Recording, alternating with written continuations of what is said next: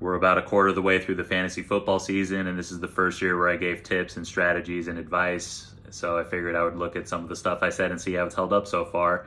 And the first and most important thing I gave, I think, was taking quarterbacks and tight ends later in the draft. You want to load up on wide receivers and running backs earlier, and this season is a perfect example of why, just with all the injuries we've had. If you're not loaded up at those spots, then you're going to be screwed essentially. And you can get quality tight ends and quarterbacks later in the draft. And I can't think of a better example of that than what's happened this year. The other thing was getting the running backs, taking established running backs, not gambling on these other guys like Bijan and all these other guys early. What happened with McCaffrey is a freak thing, but typically if you've gotten those guys who are in the second part of the bottom half of the first round and the second round, then you're doing a lot better.